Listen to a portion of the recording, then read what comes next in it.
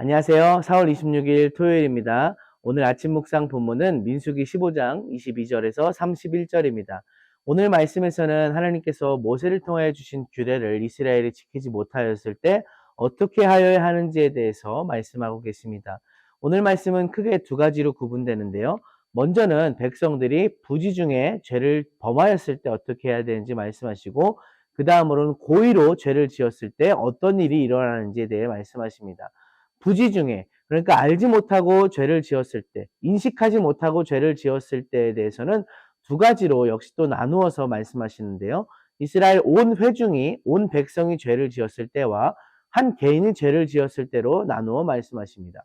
온 회중이 죄를 지었을 때에는 수송아지 한 마리로 번제를 드리고 순염소로 속죄제를 드려야 했습니다. 반면에 한 개인이 죄를 지었을 때는 암염소 한 마리로 속죄제를 드리도록 말씀하고 계십니다.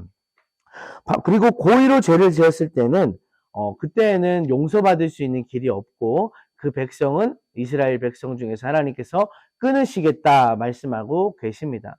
오늘 말씀을 묵상하면서 저는 크게 두 가지를 보았는데요. 먼저는 공동체를 위해 기도하는 마음을 가져야겠다 묵상하였습니다. 이스라엘 온 회중이 죄를 지었을 때, 부지 중에 죄를 지었을 때 어떻게 해야 되는지 말씀하고 계시죠.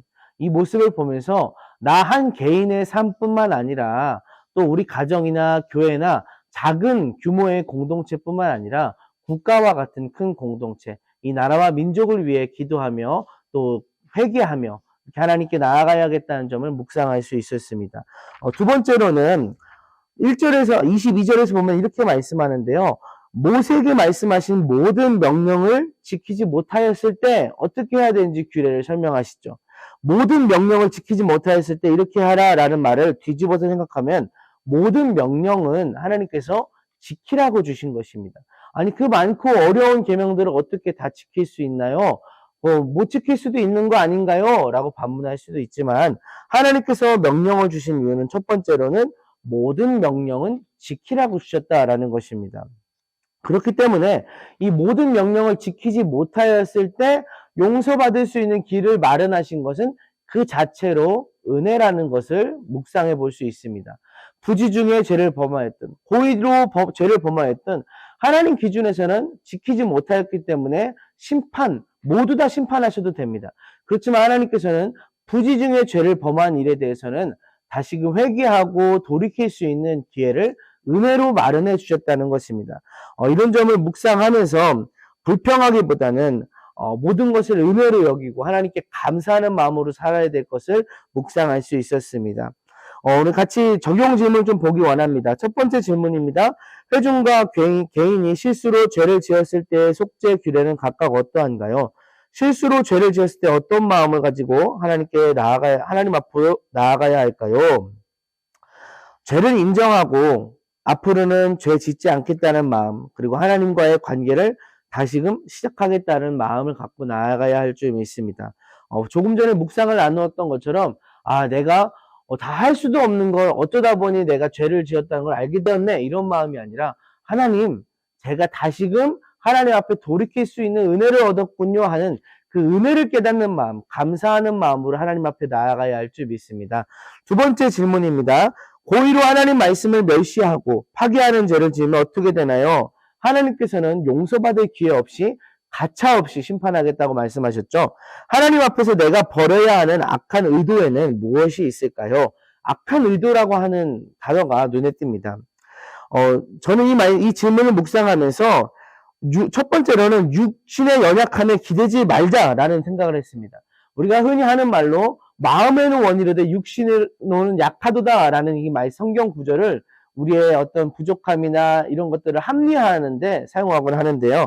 육의 연약함에 기대지 말고 그래도 최선을 다해서 하나님 앞에 나아가야겠다는 점을 생각해 보게 됩니다.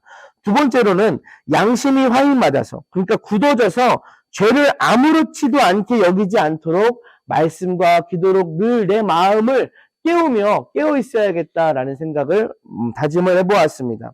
목욕탕을 생각이 났는데요. 우리가 살다 보면 때가 묻고 더러워지면 목욕탕에 가서 때를 밀고 다시금 깨끗하게 하는 것처럼 내 마음이 양심이 굳어지지 않도록 말씀과 기도로 날마다 쓸고 닦아서 양심이 깨어 있어서 죄를 아무렇지도 않게 여기지 않고 죄를 죄처럼 보면서 하나님의 그런 거룩함에 대해서 늘 깨어 있어야겠다는 점을 묵상하게 됩니다. 여러분께서도 오늘 말씀을 함께 묵상하시면서 하나님 앞에 깨어 있는 저와 여러분의 오늘 하루가 되길 소망합니다. 함께 기도하겠습니다. 하나님, 오늘 말씀을 통하여 부지 중에 죄를 범하였을 때와 고의로 죄를 범하였을 때에 대해 하나님께서 주신 말씀을 보았습니다. 하나님, 부지 중에 또 죄를 짓고 하는 연약함이 저희의 모습입니다. 그렇지만 하나님, 날마다 그리하여도 내가 또 죄를 지었을지라도 하나님 앞에 감사함으로, 은혜를 깨달음으로, 하나님 앞에 회개함으로 다시금 나아갈 수 있도록 도와주시옵소서. 주님 또한 죄를 밥 먹듯이 지으면서 그 죄로 인해 마음이, 양심이 화인 맞고 구이도 굳어지지 않도록 하나님 도와주시옵소서. 하나님 양심이 깨어 있어서 하나님 앞에 하나님 앞에 더욱더 깨어 있으며 주님을 사랑하는 자로 살아가도록 인도해 주시옵소서. 예수님의 이름으로 기도합니다. 아멘. 오늘 토요일의 삶이 하나님 말씀과 기도로 함께하는 거룩한 삶이 되시길 축복합니다.